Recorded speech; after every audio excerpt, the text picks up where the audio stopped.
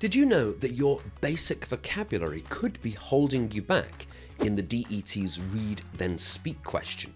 If you're just using very simple, familiar language, you're probably not getting as many points as you could do. In this video, we'll learn the words and phrases you need to be able to score 140 or higher on Read Then Speak. So, let's get started. Hello, I'm Francis from Last Minute English. Here on this channel, we help you to pass the DET first time with a really high score. Now, before we look at that vocabulary, let's do a quick review of what the Read Then Speak questions are all about. So they look like this. You'll get a question, you'll have 20 seconds to read it and have a little think, and then you have to speak for up to 90 seconds to answer that question. So just like this example about a shop, usually the topic will be something familiar. It's not going to ask you, describe how quantum physics works and explain how it can be used in regular life.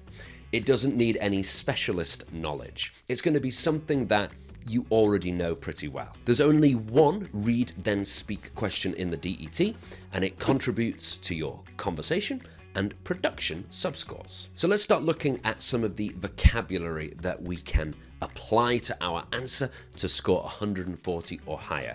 We're going to see some phrases you can use and also some individual words.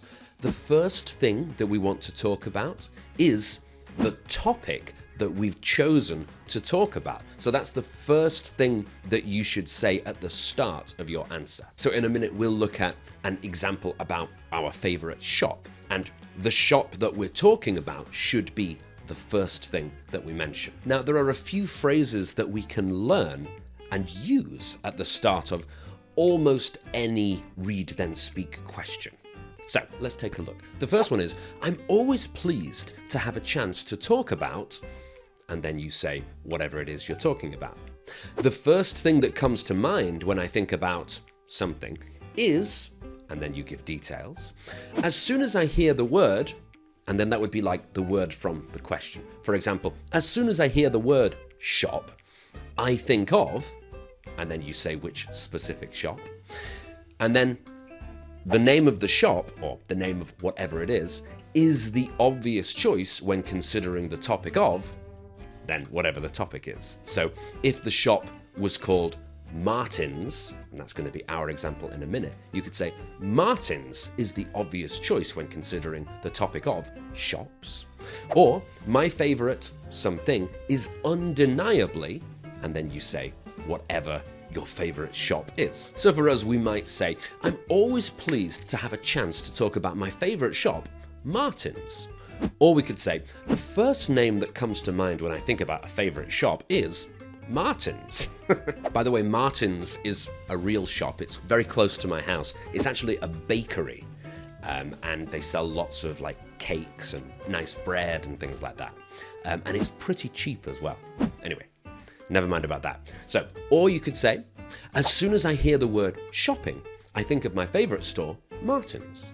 So whatever the question is, you can add those little details, and that's going to be a really strong start to your answer that's going to help you to prepare to get 140 or higher. If you're enjoying this video and you want to make sure you get the best score possible in the DET, make sure to like and subscribe so that you don't miss any of our future DET videos. We release them every week. Now, the second area that we can talk about is locations. So particularly if the question is like about a place, say a place that you've visited or a place that you often go to, something like that, then these will be really good. But they can also be useful if you're talking about like the setting of a film, like where does this film take place, or where does this book take place. So anything related to some kind of place will be able to use these high-level words. So the first one is vicinity. Vicinity, 4 parts, vicinity. And that's like the area close to a particular place. Number 2 is a similar meaning. It's proximity. We often use the phrase in close proximity. It means the close areas around a place. Then 3 is situated, and situated means where something is, what is the location. So it's situated in my hometown, it's situated across from the hospital, so it's the place where something is. The next one is accessible. Accessible, that means somewhere is easy to reach or it's easy to actually enter that place. Then 5th is remote. This is kind of the opposite of accessible. It means far away from other places, or maybe from other people, or even from civilization. The next one is adjacent. Adjacent, and that means next to something, very close to something. The last one is a verb. It's overlook. So overlook in English has 2 meanings. One of them is that you miss something, you don't see it. This is the other meaning. It means when you are higher, like if you go to, let's say, a hotel and you're on the 20th floor and you can see everything down below you, you are overlooking an area. And we'll see in our example in a minute how we can use that. Now, a few of these words are often used in a particular way. We already talked about in close proximity, but let's take a look at 3 sentences that help us to use these words in a very natural way. The first one is vicinity. So you could say it like this: my high school was in the vicinity of the city center. So it's like close to the city center. And notice that in the vicinity of somewhere. Okay, that's how we usually use that word.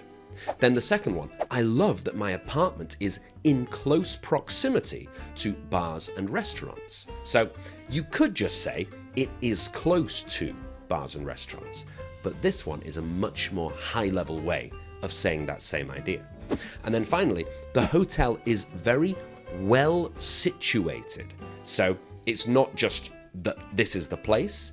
We're saying well situated. It's in a good place. Why? Because it's close to all the tourist attractions. So I've got a little challenge for you now. Remember that in our videos here at Last Minute English, we don't just want you to sit and listen. We want you to take part. So I've got a task, a little question.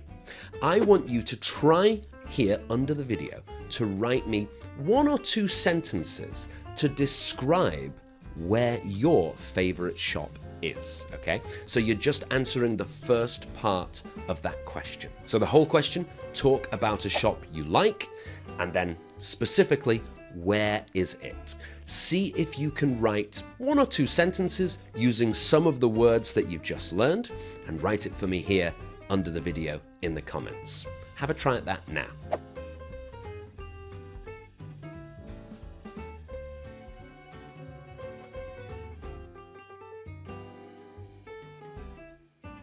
Okay, so I'm looking forward to reading all of your comments. Let's take a look at a little example then. Martin's is in the vicinity of my city's largest train station, so it's easily accessible by public transport, so you can get there on public transport. In fact, it overlooks the main square, which gives you an idea of how central it is. So there's that word overlooks, and here, this shop, Martin's, if you look out from it, you can see down into the main square in the city center. So it's a pretty good location. It's well situated. Let's move to the third area now, and this one is going to be frequency and habits. So something that you often do, or maybe you never do. Now, of course, there's lots of very normal vocabulary for this, like I often go to something, I always, I sometimes. Let's look at some higher level words that we can use instead to boost our vocabulary score. So the first one is customary. And this means that this is a tradition, something that people often do. You can say, it is customary to, and then you say like a normal activity that happens in a particular time, okay? So you might say, it is customary to give gifts to a couple who are getting married, all right? Number 2 is spontaneous. Spontaneous. That means when something happens without a plan. You just decide, hey, shall we all go to the beach? And everybody says, yes, of course. And then somebody says, there's no beach anywhere near us. Ah, yes, you're right, yes. Sometimes you need a plan. But anyway, spontaneous is when you don't have a plan and you suddenly decide to do something. So the first two were both adjectives, but now let's look at some adverbs. The first one is consistently. That means that this thing, whatever it is, happens regularly without a change. It doesn't get more frequent. It doesn't get less frequent. It stays the same. Okay, so it keeps happening and keeps happening. And then the next one is seldom. Seldom means it rarely happens, okay? So we'll see an example later, but I seldom go to that part of the city, for example. The next one then is all the time. All the time, it doesn't mean the same as always. So it's a little confusing. All the time means very often, but still a little bit less than saying, I always do that thing. And the last one is every now and again. Every now and again. So listen to how I say that. I don't say every now and again. I say every now and again.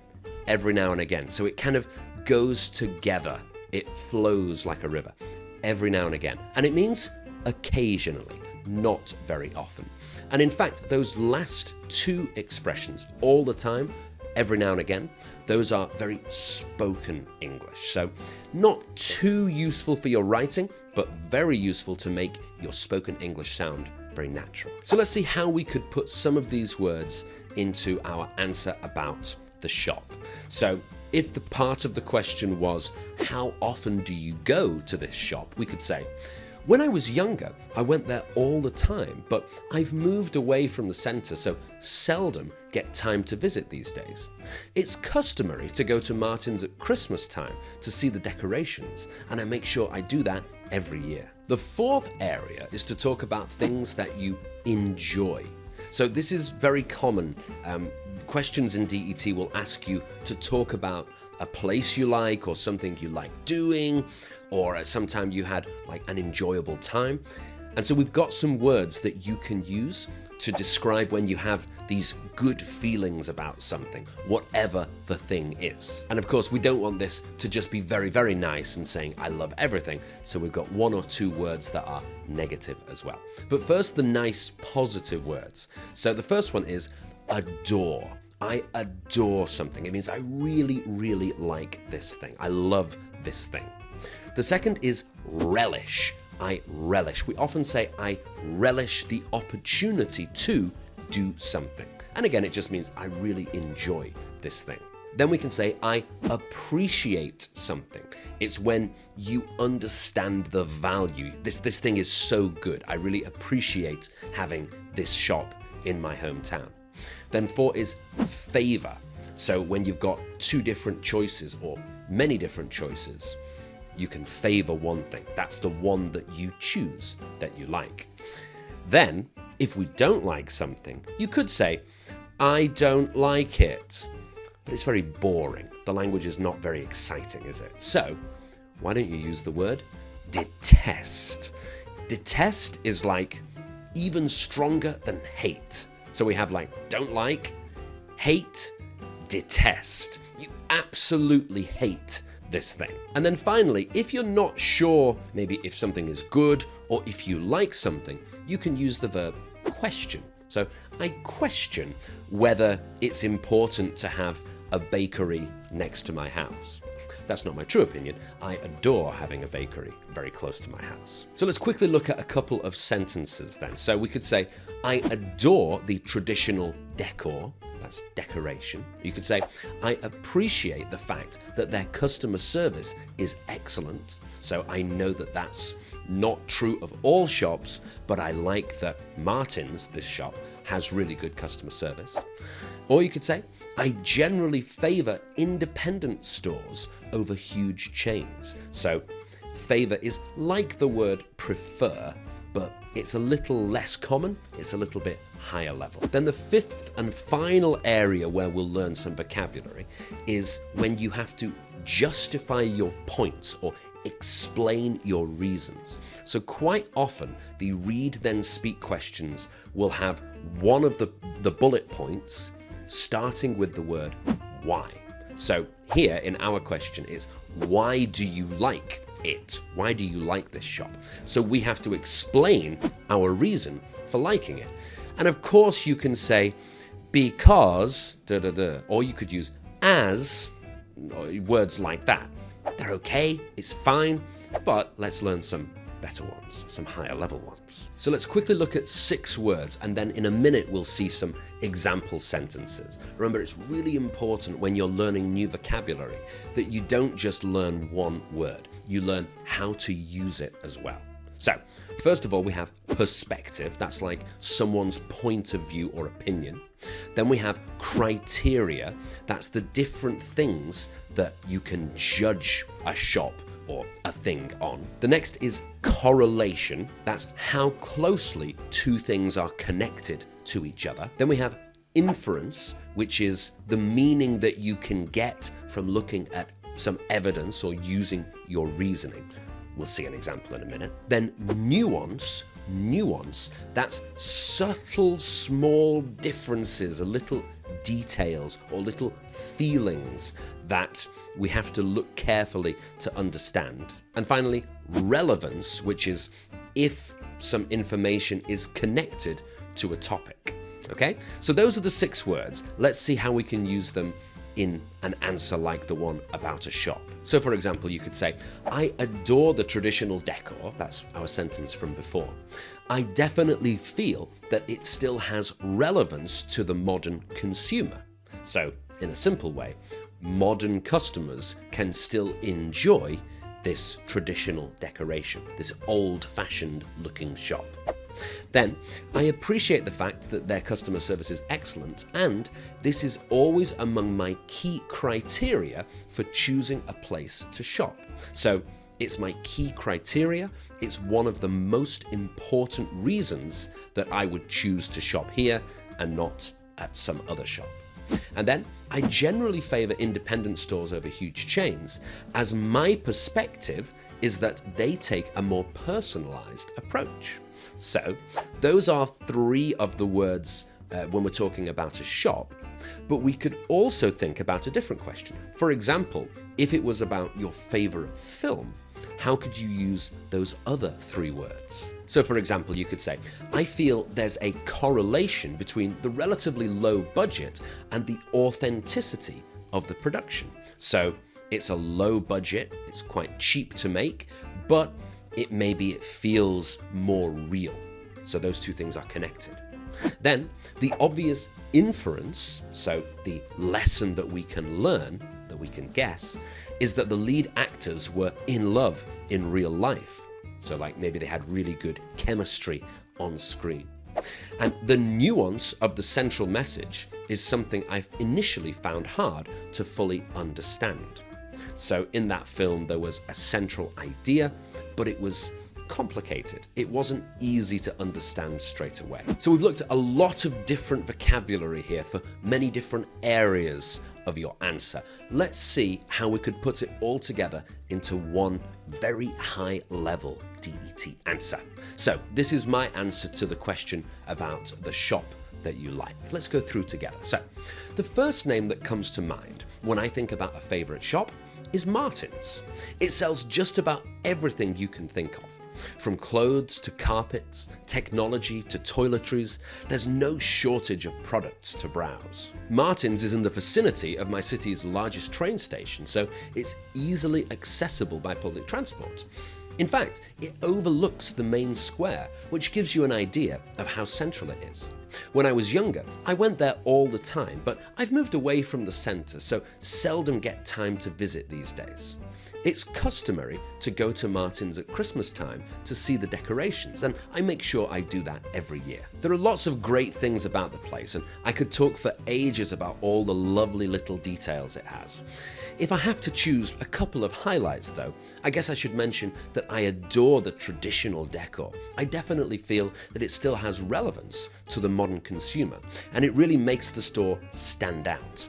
I also appreciate the fact that their customer service is excellent, and this is among my key criteria for choosing a place to shop. All in all, Martin's will always have a place in my heart, and I'd recommend that anyone who visits my city stop in and spend an afternoon getting lost among the shelves. So there we go. I hope that was useful. You've just learned over 35 new words and phrases that you can use for almost any question in the DET's Read Then Speak questions. Remember, if you've enjoyed this video, make sure to like and subscribe because we have lots of practice videos and vocabulary videos, many other types of videos all about the DET coming every week. And if you want to keep focusing on Read Then Speak, we have another really good video that goes into even more detail about the different strategies you can use to get the best score possible. The link is here, or it's down here under the video. I'm Francis from Last Minute English. Thank you so much for watching. Good luck in your DET. I'll see you next time.